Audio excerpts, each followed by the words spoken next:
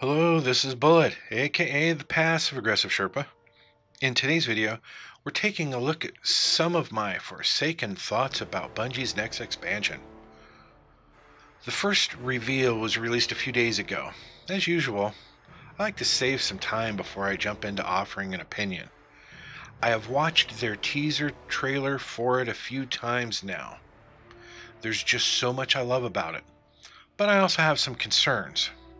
Because, as much as I respect the people who work for Bungie, the company itself has a way of sometimes doing the impossible.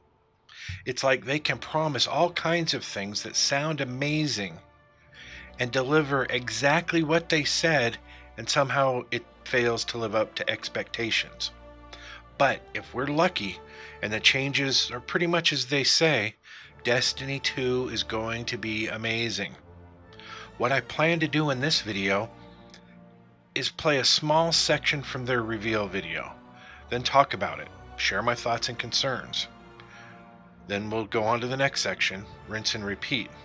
So let's dive into the first part of this video. What is Forsaken going to be about? We have this opportunity that we wouldn't have had years ago to ship a game and then really collaborate with people outside the studio to figure out, like, what is the best version of that? Honestly, yeah, like we're building something the community has been asking for, and it's accumulation of everything that we believe the game needs to be. The upside to that is we're not holding anything back. All the feedback we've heard for the last year is, this is it, it's in Forsaken.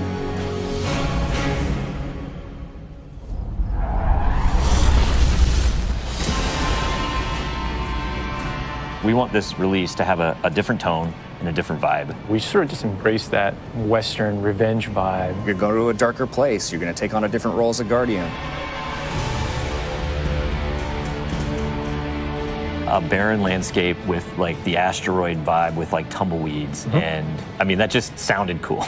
Grit, man. Want to bring the dirt back. But what better way to start a story than to start it with a prison break? Right. Cade's been filling this prison with bad guys that are really bad. And so when it breaks, things can happen to all the world. First place you're going to go to is the Tangled Shore, which is a new part of the reef that you've never seen before. That's right, my friend. It's a collection of lashed together asteroids Yes. and rocks out And in the asteroid It's belt. very otherworldly, and it's full of Pirates and assassins and bad guys. thieves. It's become a lawless place. It truly is a frontier. It's completely taken over. The most malevolent force there is the Scorn. They're very aggressive. They're always going to charge and push you. The Barons are the top dogs in the Scorn, and each one has gone back and committed nefarious crimes. I think of it as the reverse Magnificent Seven, like the worst of the worst criminals. You are hunting down these different Barons. In fact, they're called Baron hunts. So one Baron is a sniper, and you have a sniper versus sniper battle with them. Another Baron is this big, giant, hulking melee character. I want to start by saying that I'm okay with their story. I'm not thrilled, my mind is not blown, and based on what we just heard, I think the story concept is tragically simple, yet again, at least from what we just saw and heard. At best, this is an okay idea.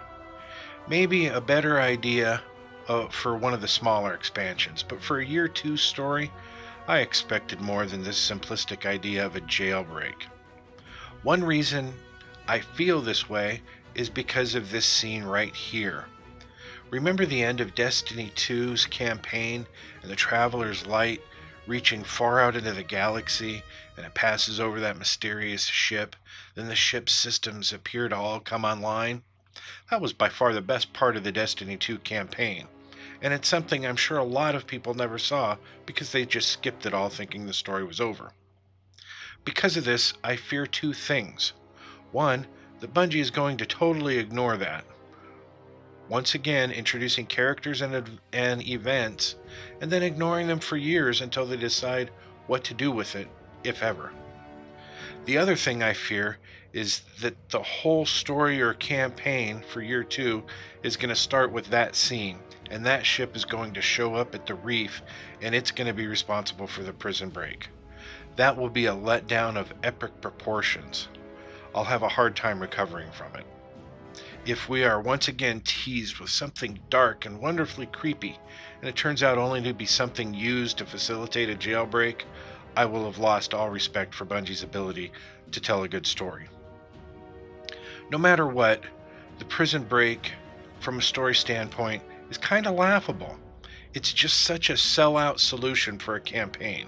There is no originality at all to the concept, at least not in anything we saw in any of those clips. Even the new races look like just slightly different takes on the Fallen, and one of them looked like a human war beast, and that's such a disappointment to me already. However, all that being said, there is so much potential for stories with this prison break idea. I get why they did it. I think it's still shallow and simplistic, but the potential to keep us playing and hunting these escapees for months and months in various quests and adventures, the potential, it's unlimited. One of the biggest problems in Destiny 2 has been the severe lack of things to do, and this could help resolve that issue. For that, I'm very excited.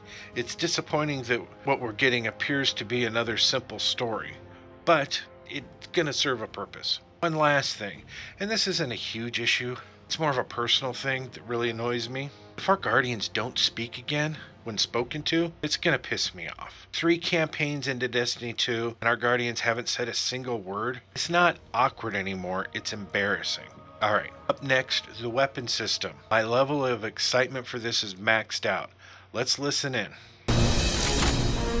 One of the things we're most excited about is the new weapon system. Hey, if you like Destiny 2, great, play that way. But if you like Destiny 1, great, play that way. But if you're crazy, why not 3 shotguns, right? Just for the fun of it. We need to have as many ways as possible, and then we need to have people fighting about it. Like, no, man, you f***ed up, you're taking the wrong weapons, or can I say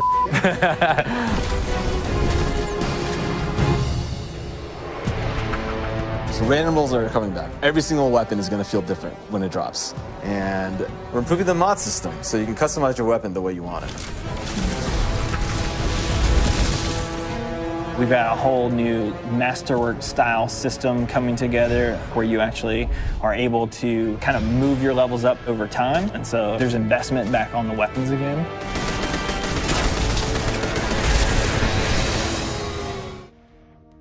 They don't say much in this clip. On the other hand, I have much to say about this clip. There's a lot to be excited about here, but I'm also the most scared by this, because if they follow through on what they just said, this will all be pretty awesome. However, what concerns me is the way Bungie tends to get lost in the details. It's like they overthink an issue to the point of futility. They seem to have done all kinds of things to the weapon systems, and everything they said sounds great, but as I've learned in the past, these things often sound great because they leave out all the details, and far too many times it's those details they left out that ruin everything. In my vision of what they're suggesting is that I can take a weapon and play it in any slot I choose. Cool. I'm all for that. But if the weapon's power output doesn't match the slot it's in, this won't be a game killer, but it'll eventually become something laughable and worthless. People will love it at first just because of the flexibility, but then they'll realize that they're wasting their time, that it was pointless. Here's what I'm talking about. Say, for example, I want to run a sniper in my secondary weapon slot. To be honest, if it keeps the same amount of stopping power as it did in the power slot, that's cool. But say I want to use a scout rifle in the power slot for some reason. If it just retains its regular scout rifle slot power, then what's the point of being able to equip any weapon in any slot? If we can move a weapon from slot to slot, it really needs to match what's typical of that slot's output.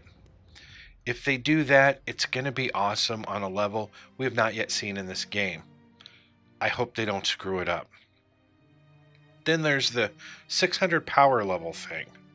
If that's going to be a thing, I guess it's cool. But I don't understand it at this point, because it's probably not going to change anything. Let's be honest, our power level only matters a little, because, or by that I mean if you're under light, you're going to have a harder time. but say the recommended levels, but the recommended levels of things keep changing to more or less match our power level increases. For example, if our light level is 400 and the recommended level for Nightfall and raids is 380, great. If our light level is 600 and the recommended light level for Nightfall or a raid is 580, well then there's no difference between the 380 and 400 and 580 and 600. It's all relative. It's the same thing. This makes it just a gimmick. It changes nothing. It's irrelevant. That change was only made to make us feel like we're getting something new when we're not really getting something new. And that would be an insult to all of us. Then they mention a whole new Masterworks style. I felt Masterworks was a huge disappointment to begin with. What they did was add some stat tracking and made them drop orbs. The orbs were nice, but we were screaming for random rolls, and they teased us with Masterworks that pretty much did nothing. Yes, I'm happy they drop orbs, but they sounded like they were going to be something that had a more significant impact on the weapon system, and they just didn't. They said they were listening to us, that we wanted random rolls back. Obviously, they couldn't just make random rolls happen in that amount of time, but they could give us these Masterworks. And I wrongfully assumed we would be able to maybe load multiple Masterworks, or that they would do something more significant to our weapons and armor, and they just didn't. I hope the changes to these Masterworks will do something more profound, something that can add to the weapons and gear to make them better, more effective, and adjustable to our individual playing style. It would be something else worth grinding for, and we can always use that. I look forward to seeing what they do with it. But if they change what we already have in them, it's probably going to be a mistake, because they need to be adding to what we have, not taking anything away. That's been one of their big problems. We have something, they take it away, replace it with something they think is going to be better, when they could have kept what we had and added to it. Lastly, things like adding a crossbow. I'm sure it'll be a fun weapon, but I don't really give a crap about it. It's a crossbow. I would hope for something new. I want something I've never seen before. This is a science fantasy game that is already way more fantasy than science. Give me a new weapon that I haven't seen before. For example, I ended up not really caring for the Cold Heart and the Prometheus lens, but when I first saw the preview for the Cold Heart, I was thrilled because it was a new type of weapon. It wasn't mind-blowing by any means, but it was a weapon that was unique in its design and ability. A crossbow is just a crossbow. I'm sure they will have some that have explosive tips and that do elemental damage, but it's a crossbow. Unless that bitch comes with tracking or some other incredible perk that makes it unique, it's just yet another addition that is at the bottom of the creativity level, in my opinion. Just another thing to make people go, ooh, ah, but at the end of the day has no real significant value to the game. Next up are supers that aren't really new per se, but let's see what they have to say about it. New supers, yeah, crazy new supers. What's your favorite? Fire knives are awesome, which is a different take on Golden Gun. We took a lot of inspiration from Rise of Iron. Cast that thing. You got a huge hammer now, and you slam that thing down, and it sends out this fire in front of you that then creates a fire tornado. We got to take it to the next level, you know? The idea that anyone who plays, however they play, they're going to have some new way to engage. Yeah. I'm in love with the new Void Warlock. Teleportation that's like super anime, just like We've been having great games with the Arc Warlock. You basically cast this thing, he pulls back. Yeah, and it's gonna break the game, and I think that's amazing, yeah. You know? We also wanted a new weapon type that felt meaningful, so we came up with a bow and arrow, which seems kind of crazy, but when you use it, You feel like godlike. It is utilitarian, it's fantastical, it's also sci-fi. So we have a short-range bow, we have a medium-range bow, we have a long-range bow. We built this guy, which is like supposed to be super techy. You're like, why would you ever choose a bow in a game that has an automatic, machine gun? But boy, it's deadly. I mean, that's a nice machine gun you got there, buddy, but right, and then it's done. The biggest thing for me going into production. There isn't much to say here. If they add these new abilities to what we already have, that's great and I'm super excited for it. But if they take away the supers we have to be replaced with this stuff, it's gonna piss me off. What would really be exciting is to see a new and interesting subclass, a new element, something mind-blowing. We really need another class, with a story behind it, that we have to run through missions to earn, to discover its past and what it does. But it has to be something awesome. I mean, if they come up with another subclass and it's like water, and we basically squirt water at people and cause some kind of water damage, no matter how significant, I'm just going to laugh my ass off at Bungie and never again take anything they do seriously. But even if we get a new class, even if we don't get a new class, if they just deliver these new options to our current subclasses, I'll be ecstatic. My mind won't be blown, but I will be thrilled with the additions to them.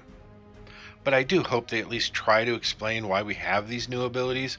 I mean, we got Destiny 2 and all of a sudden our supers changed for some reason.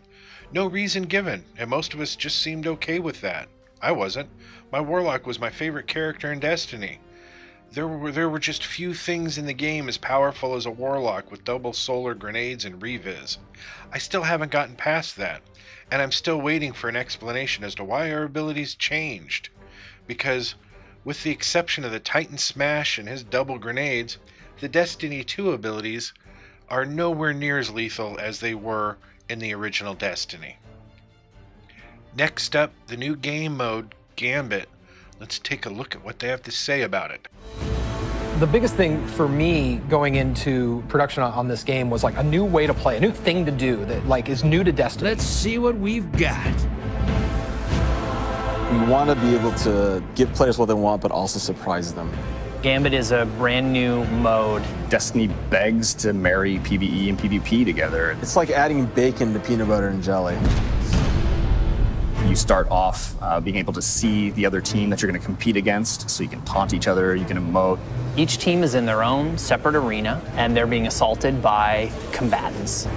They're dropping motes for you to collect, you bank them. When you put them in your bank, you're going to send a blocker over to the other side. That locks their bank down. They can't put motes into it until they take out that blocker. Filling up your bank with the motes is how you summon your primeval. You burn it down, that's it, round's over.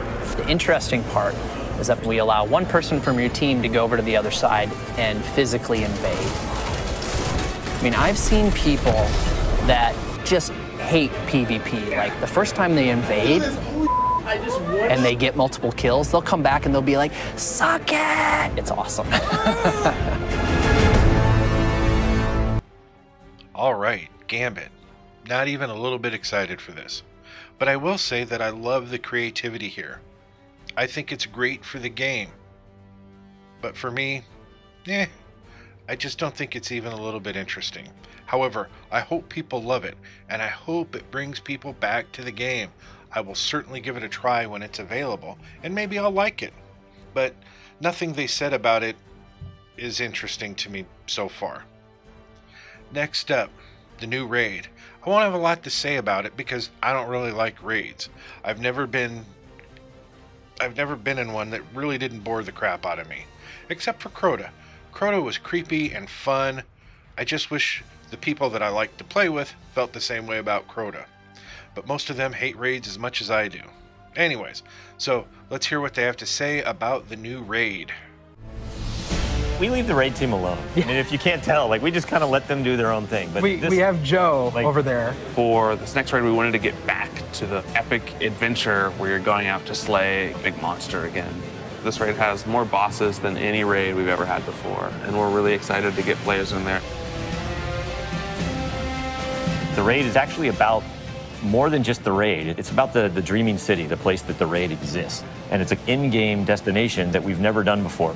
It's the awoken homeland. I could talk about the Dreaming City for hours. It's like if the Vault of Glass and Dreadnought had a baby. If they were like twins. Or yeah, that's actually more accurate. Yeah, they're like twins. Yeah, It had twins, and then you took those twins and you put them on the doorstep of Peter Jackson, raised them as his own, and then that's the Dreaming City. It is magical and weird and mysterious. It's designed to be a destination that has puzzles that you need to solve. A lot of hidden corners, lots of passageways that might not seem to exist the first time. And the raiders, they affect this destination. They change it for everyone. It's like this cyclical endgame place where there's just secrets and different activities that unveil over time. So the Dreaming City that you see at launch is not going to be the same Dreaming City 2-3 weeks later. To be honest, they said a lot in here that interests me, but I don't know how much of it is going to be raid related. It sounds like this is going to be a new destination with new things to do that will change over time, hidden places and missions. At least that's what I'm hoping for. But if it all centers around the raid, I'm not even a little bit interested. It will be like Mercury to me, a place that was promised to be something amazing and turns out to be a place that I only return to when it's the flashpoint or when it's a strike I have to play. Now, lastly, they talk here about something I really look forward to, and that's the new Triumphs and Collection pages. Let's take a listen. So with every design decision we've made for the Forsaken, the first thing we ask is, how will the community react to this? Players want their investment in Destiny to matter, and they want to be able to see that reflected in the content. We knew we wanted to do something for the collectors in our game, so we built a feature called the Collections. It's a way for you to track all the items that you can go out and acquire. There's so much gear in our game. There are 2,000 items you can get. Go get them. You can look at sets and you can say, I haven't filled out this set. What do I have to do to go get it? If I want to find how many guns in the world, I can actually go look now. We also had a Triumphs thing, which is just acknowledging your achievement. It ties into records, it ties into lore. It's a thing that can help you drive hey, I want to do that. And if I do those things, I can get a title. I can have a title floating over my name that says that I'm a god or whatever. Not me, but like you. We wanted Forsaken to feel like a game that never ends. So we're going to reinforce the hobby and make the experience something that can be played night over night. We're changing the weapon slots. We're changing how the pursuits work. We're adding new features like the Collections and the Triumphs. We built Gambit. We've got a whole bunch of new weapons to chase, exotics that are really powerful. We have Lisa focusing on some sweet new exotic armor. Maybe we gone overboard, dialed it too high. Or to go out there and collect in the world, exotic armor pieces to go out there and hunt. We're working on armor perks, random rolls, new mod system, new subclass paths. We're making Forsaken for people who love Destiny. Making a game that we can all love. That is the goal. That's what we're going to constantly be pushing towards, always. Everything we're building is through that lens.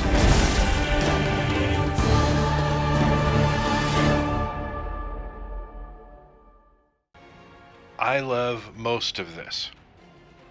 I don't care about having a title, it's of no interest to me. Titles are what you give someone instead of giving them something important. Like, hey, I can't give you a raise, but how would you like to be promoted to lead basket maker? I get that some people are into that and cool with titles. I have no problem with it. It just doesn't excite me. But being able to track our quests and gear, that is awesome. There were times I spent entire days in Destiny looking at the books and just trying to complete the things in them. It was so awesome. Well, sometimes it sucked because I couldn't complete some things because raids. But other than that, it was just so much fun to be able to jump into the game and get things done. I believe of all the things mentioned, this is what's going to save the game. I don't think a lot of people will agree with me here, but at the end of the day, when you've got every exotic, have done every quest and every mission, these things are going to keep people going and playing.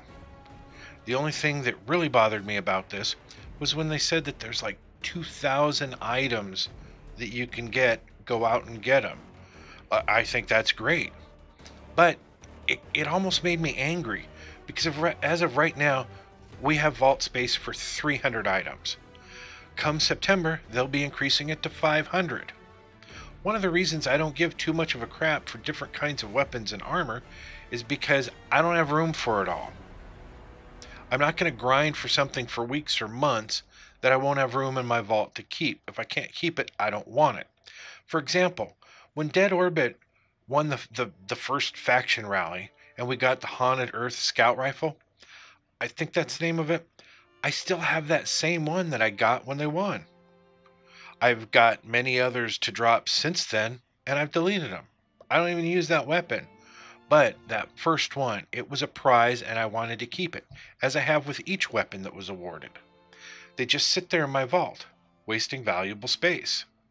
Yes, having 500 vault spaces will be awesome. But if we can get 2,000 items and don't have space for not only every one of them, but for every one of, like, we're going to have duplicates, because I might want 3 of the same versions of a scout rifle, because I'll want one to have each element attached to it and whatever masterworks are available, and they're going to be offering random rolls. So maybe I'm going to want a scout rifle that does a certain kind of a damage to a certain enemy, and they'll have another one that does damage to a different enemy. I'm going to want all those, each one of those in different elements with different abilities, and if they don't have a plan for what to do with all that gear, and we're supposed to figure it out with 500 spaces, it just ain't gonna cut it. Finally, I want to make it very clear that I'm more excited for the things I saw in this video than I have been since the dawn of Destiny 2. I have felt Destiny 2 was a disaster since the beta release. It was made worse by Bungie's steadfast denial of how bad the game was. And many in the Destiny community didn't help because they refused to say anything harsh or negative about the game. It took about 2 months after the game came out for the big Destiny-only gamers to finally start speaking up about how bad Destiny 2 was. It took about another month for Bungie to finally start to acknowledge it. The past few updates to the game have been mostly good. Mostly. This latest update by far was the best. I used to say that Destiny 2 has a long way to go before it gets better. But I can't say that anymore. It's already gotten better. It's got a lot that I still don't like about it, but we're at the point now where it's got at least as much good with it as it does bad.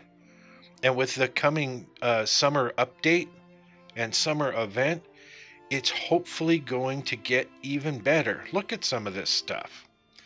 6v6 quick play in the Crucible? Yes, please. Bounties? Yes, please. Triumphs? Not sure what that is, but it sounds awesome. The exotic armor changes. I cannot wait for those to start getting buffed. This summer is looking great for Destiny 2. And September 4th is looking like this guy is taking that entire week off to lock myself in my room and play until my eyes bleed. Nothing but gaming and making videos for you. I can't wait. And that's about it for this video. Is there something you're looking forward to from the video that I didn't hit on? Let me know in the comments below. And as usual, if you like this video, maybe hit that like button and subscribe to my channel if you haven't already. And if we could get 1,187 likes on this video, that'd be great. But most of all, thanks for watching. But seriously, subscribe to my channel. It's important.